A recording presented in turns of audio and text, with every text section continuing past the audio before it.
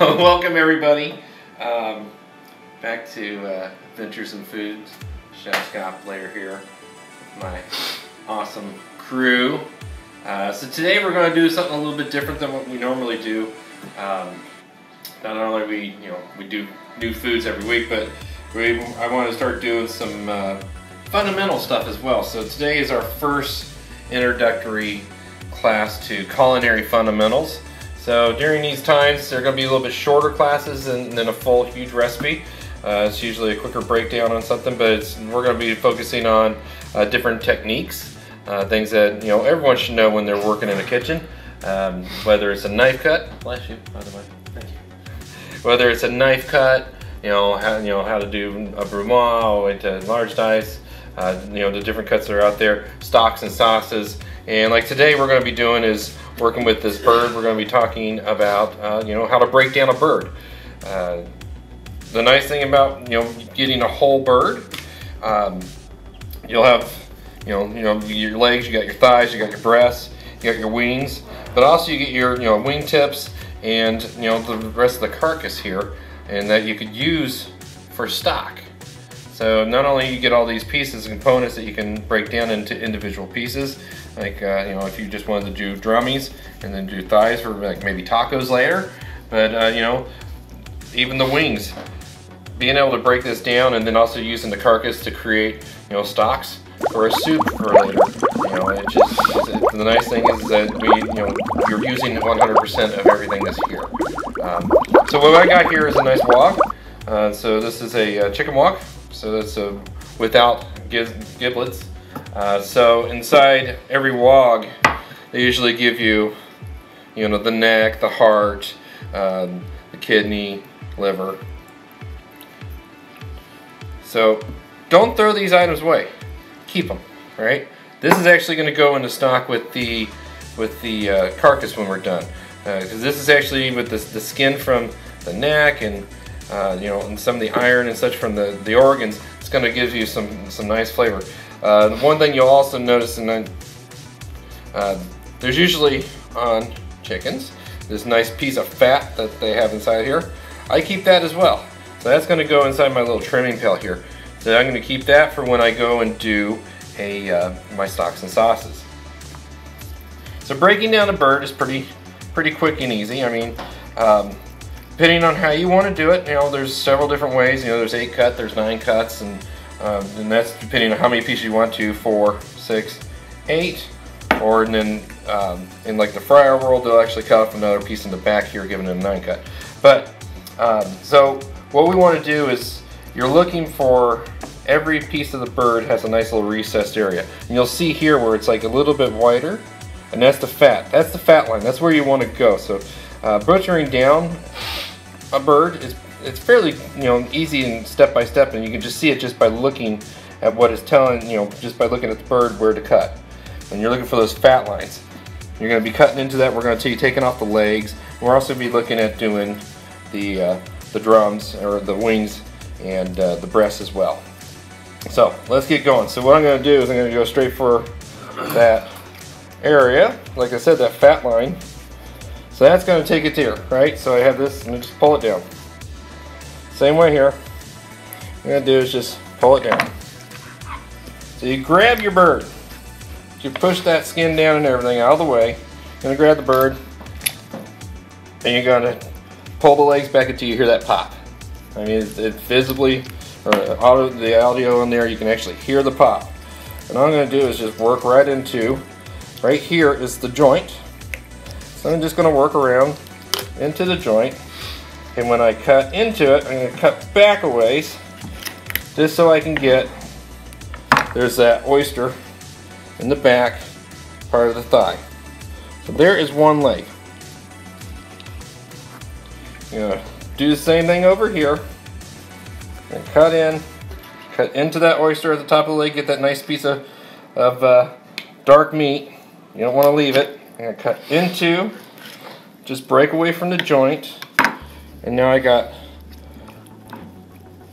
2 drums, 2 thighs. This is nice on the grill if you want to just do a nice little drum and thigh combination. Like I said, if you want to do a drummy, So all you have to do is we're going to go and cut into that fat line again. And I'm just separating that joint. So now I got another piece. So I got this beautiful thigh meat. Like I said, you can use for nice tacos or whatever, or even just straight off the grill. It's always fine. It's going to be nice and juicy. But I get these drummies. So now I got this nice, beautiful chicken drummy. You can turn them into lollipops. So once I can actually go and cut around the skin and actually push the meat and separate the meat from the bone. So when I grill it, it'll be a nice little lollipop. That's a little, just for a plate of presentation if you wanted. So yeah, I'm gonna go in here, go straight into where that joint is at. So you can actually see the joint right in there. So I'm just gonna grab it, and I'm just turning it and separating the joints, right? That way when I come back through, I'm just cutting through the nice muscle. And I have a nice chicken leg. And then I take my thigh. So right there, 4 pieces, right off the bat. We're gonna do the same operation with the wings, right? So we got our nice wings. And anybody that likes their wings out there for football season, or even, you know, we're in baseball season, go awesomeness. I love baseball. I'm just going into it, and I'm cracking into that joint, just moving it through. So now I got the wing, the drummy on the wing, and the flap, right? And also the tippets. Same way over here. Gonna cut into it.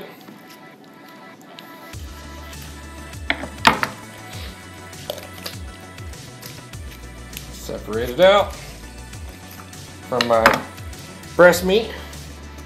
Now all I'm left here is this carcass with the breast, but I also have these nice little drummies. Now, yeah, I guess like we said before, you can put these on the grill, just like so. Little S&P, good for me. Right on there and go. Or if you prefer to separate out your drummy and your flaps, you know, it's pretty simple to do. All I'm going to do is look for, make an incision where that little wingtip is at. I'm not a big wingtip guy. I know a lot of people like to keep it on there if they're going to do the full arm. Me, I don't care too much for it. It doesn't make that much sense for me other than just maybe a plated presentation. But I'm actually going to take that tippet and I'm going to put it inside with my trimmings. I use that for stock. And once again, I'm going to cut into that flap where that fat line is at. Separate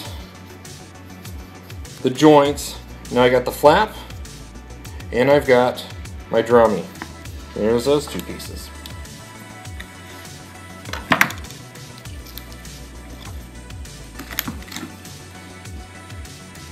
Keeping that trims. Going down the line again. Separate it. You can hear it separate that joint. There's my wings. There's my drummy and my flap. Breast meat. So there's a couple ways you could do it. If you were looking at just, if you want a bone on, what you're going to do is go straight down and you're going to break through the bone itself, right? And you're also going to break through the backbone so you can separate it all out. I'm going to do a bone off, that way I just have the nice breast meat. You can see the line that separates, you know, you get the keel bone here, but you see the line that separates the 2 breasts. So what I'm going to do is I'm going to go straight down that line. Alright, so here's the keel bone right there. And all I want to do is just cut back into it, and I'm just peeling away from the bone. Make sure I get all that beautiful breast meat.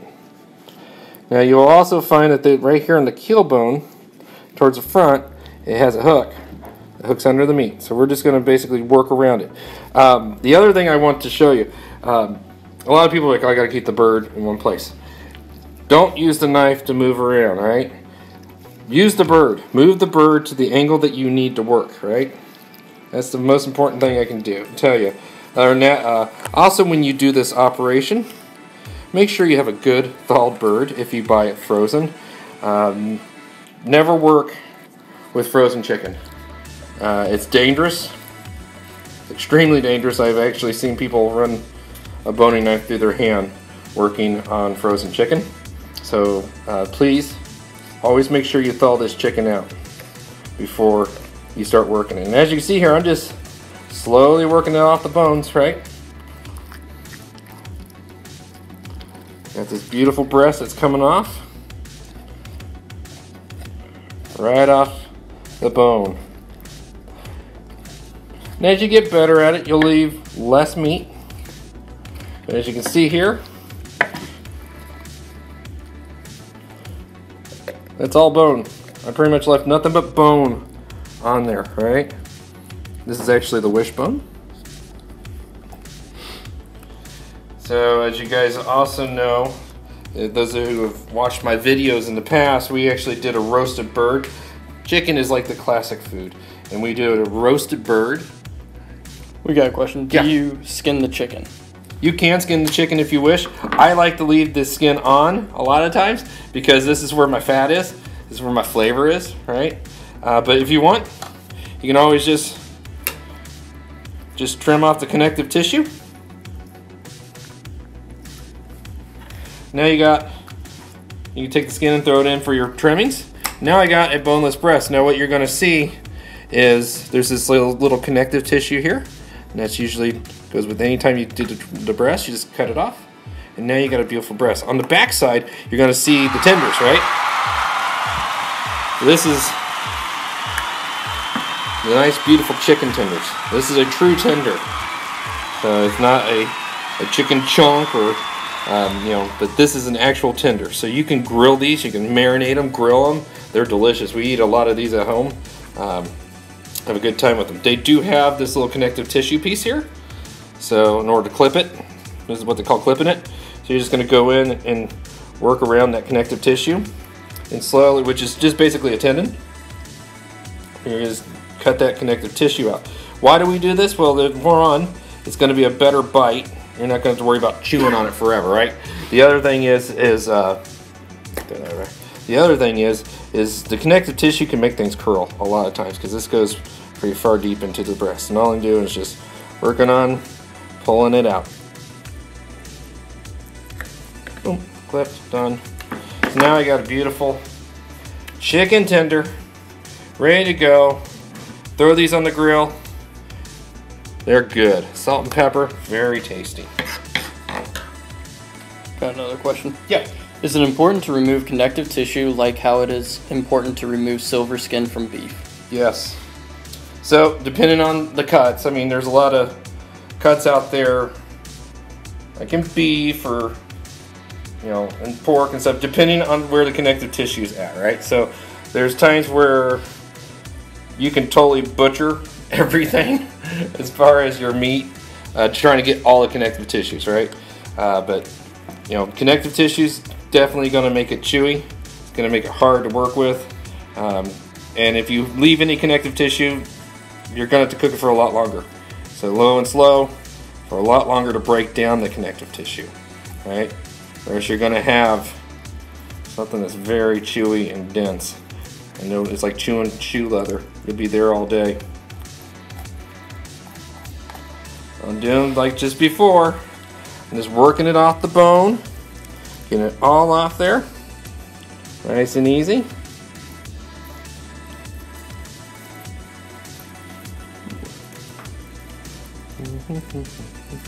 Just gonna work it up now. We're starting going into the chest cavity here, up towards the neck. Just working it off. That's actually the neck bone right in here. So now I have this carcass.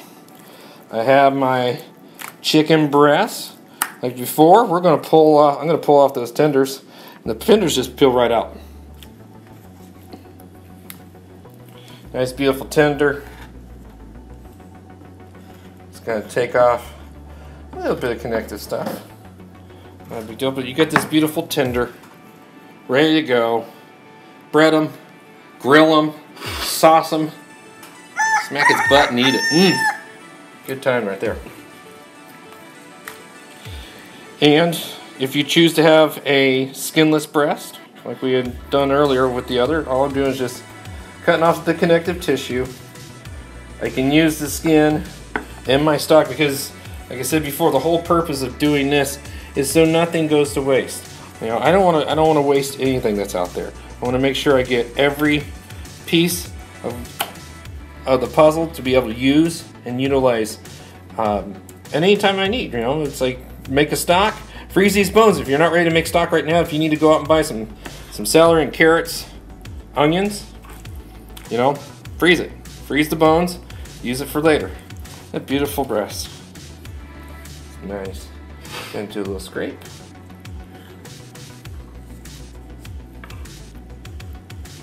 These are all bones and connective crap that can all go in stock. So now I got all of these pieces. So let's look at what we got. I got this leftover carcass, which I'm gonna keep. There's still some connective tissue in here. There's still some little excess meat that's in here. I want to keep all that because this is what I'm going to use in my stock. So there's a couple different ways you can do stock. Traditional way is where you're taking these bones and all these trimmings and you're putting it inside, you know, water with onions, carrots, celery, which is your mirepoix. So once you get all the trifecta in there and you're slowly boiling it all together. Also with usually a bay leaf, salt and pepper for flavoring, even some of the fat. So once I do all that, I'm just going to basically cook that until it's going to be, you know, at least 2-3 hours, where I can, and it's going to be under a low simmer, and I'm just extracting every bit of these bones out. And then you'll actually notice that when you start cooking it, the bones will almost fall apart. And then I'm going to strain it out, and then I have a nice, basis for a super sauce. And the other way is if you wanted to take all these items, and along with your mirepoix, which I said before is the celery, carrots, and onions, toss them all in olive oil, throw them on a sheet pan, and roast them off first. And you can actually use a little bit of brush on a little bit of tomato if you want for that, but do a roasted vegetable or roasted chicken stock. Yeah. Is one chicken's worth of bones enough to make stock? For your family, yeah. You're not going to be making a huge production of stock. I mean, you're probably going to get maybe a half gallon, quarter to a half gallon, depending on how big your stock pot is. But yeah, I mean, if you're doing something for your family, yeah, and here's a little trick for you, a little fun thing. Get you an ice cube tray, all right? So once your stock is done, let it cool, pour it in a pitcher, and then pour it into your ice cube tray, all right? Throw it in your freezer and freeze it. So you have little blocks of stock. So even if you're dealing with a pasta or something like that, you can pull out a cube at a time, let it thaw out and pour it in, and then you have enough to make that one pasta dish or whatever, right? So that's another little fun tip to do.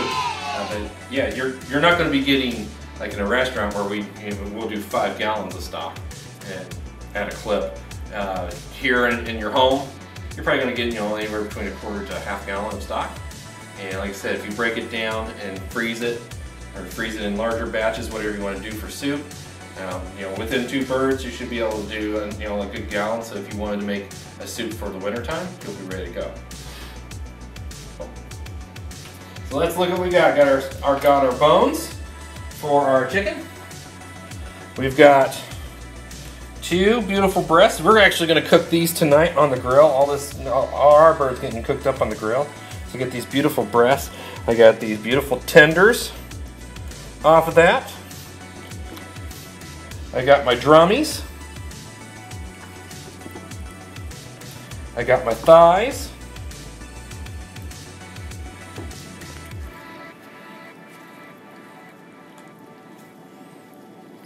I got my drummy wings. And I got my flaps. 12 items off of 1 bird.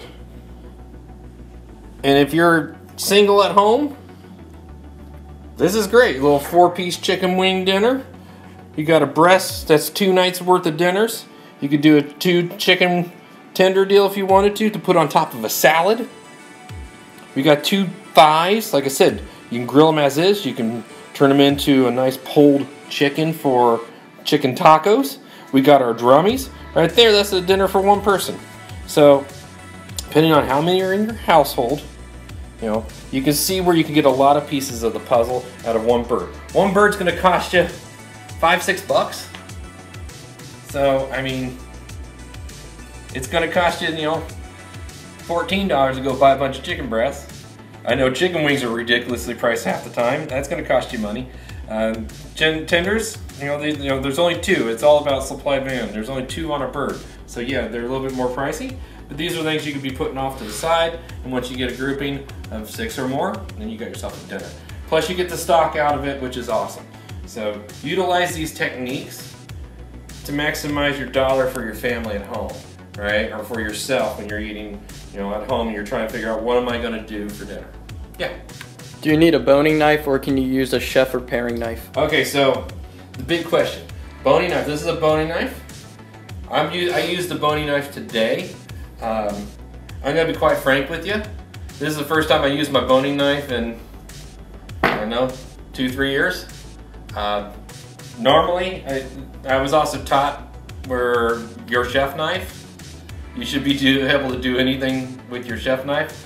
You know, nice controllable knife. You know, no. When you're doing stuff like this, you don't want to, you know, an 18-inch chef knife. You know, you want your 12-inch. I do a lot with my Japanese knife. I mean, I use this for everything. The boning knife makes it a little bit easier. It's a stiffer blade. It doesn't flex too much, and it's right to where you're trying to, you know, really get around into some pieces where the bone might be poking in and out. So the boning knife does have its principles. I recommend a good boning knife, and if this is what you're going to be doing a lot of and putting a lot of, you know, making a lot of chicken breakdowns, get yourself a good boning knife. You know, it's like a fillet knife. You know, every knife has its purpose. French knife, fillet knife, and a boning knife are probably 3 of the best knives that you can have. You should be able to do pretty much anything with a French knife or a chef knife. The boning knife's a little bit more, you know, going into actually getting around in like carcasses and then the rib cages, which is great for butchering.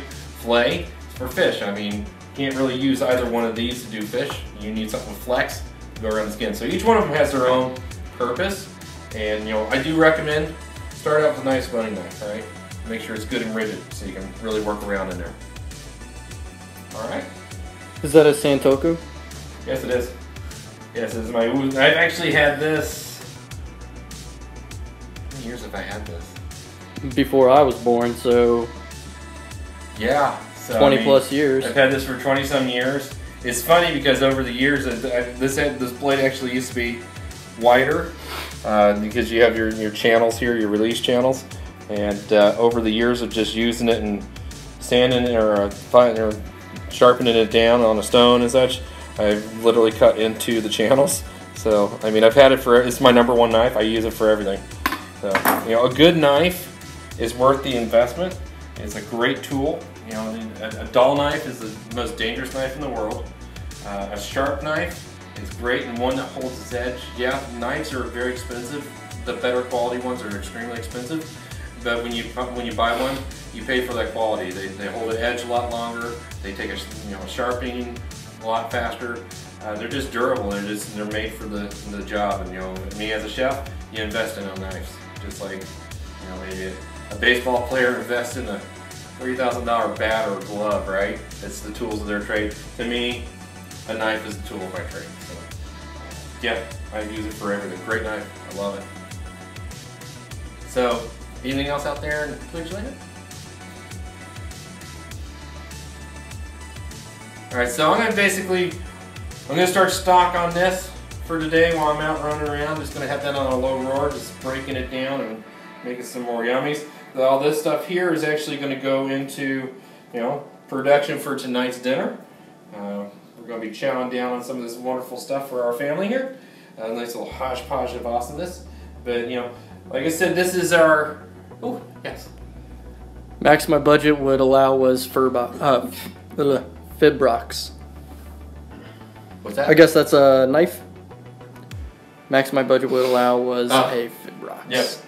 Yes. I mean, I have Wusthof, I have F-Dick, I mean, and there's some really nice ones at the knife shop down in DC that I go to. But yeah, you can get some extremely expensive knives out there. Just find a good quality knife. You know, you can find some really good ones. You know, usually, you know, around the $100 to a couple $100 bucks. I mean, they're not some Morimoto $10,000 knife set, right? But you know, for what you're using at home, you can find some really good quality knives that are in that mid tier. Go to your restaurant supply companies. They have a lot of utility knives, even some Tuco knives. You know, you can pick up for like 20 bucks. And the thing is those are for like, you know, heavy duty production. You're banging on stuff, and you know, it's not going to be the knife that you cherish and take forever, but it takes a beating, right? So you can find some pretty good knives out there at your restaurant location, you know, at restaurant depot places. Like we have one here in Frederick that I go to, and for all my chefs, I would give them, you know, these cheap $15 ones, just because, you know, it's something that's going to get beat up and been drug around town. And so yeah, you know, your good knives you keep at home. But yeah, go with what your budget is. Don't let the knife really truly dictate your skills. Learn your skills by using, you know, a good quality knife, and you're being able to do all this stuff here. So I'm going to bag this up. We're going to grill all this. We're going to grill some of this tonight. We're going to be making stock during the day today. And as far as, you know, this is, like I said, our first class as for the culinary fundamentals. So we are going to be coming back every now and then and putting these out there a little bit faster and easier, where I can just show you some basic things, how to brunoise an onion, how to make stock, things like that, where we will actually take it back to the basics. So you can see where all these pieces of the puzzle all interconnect. Maybe save you some money at home with dinner, making your life a little bit better, where you can say, you know what, I took one bird and I was able to feed, you know, the 2 of us, the 3 of us, the 4 of us, and also made stock for the soup for another meal later. I took any kind of scrapings or whatever, and I made tacos out of it. Or you know, the whole purpose is, how can we take what we have, maximize our dollar, and really bring it home as far as making good food and saving. So be looking out for these classes, these culinary fundamental classes, and then, you know, like always, every week on Sunday we tune in either in the morning or in the afternoon with a new recipe or fundamentals class. I think next weekend I'm looking at doing a peach cobbler in the cast iron, just for a little dessert thing. So tune in for that. But until then, you can find everything for me on Nick, what is Instagram? Chef Scott Blair 99. Sorry, I don't remember the stuff. Here at Twitch, follow me here. Also, I have a YouTube channel, Chef Scott Blair. All our videos are on there. And then if you go to chefscottblair.com, every video, every recipe, grocery list, everything are on that website. So you can see what we did today and on back with everything we've done so far. So come join us every week. Follow me. Until then, see y'all guys, everybody next weekend. Be safe, have fun, and enjoy your adventure in food.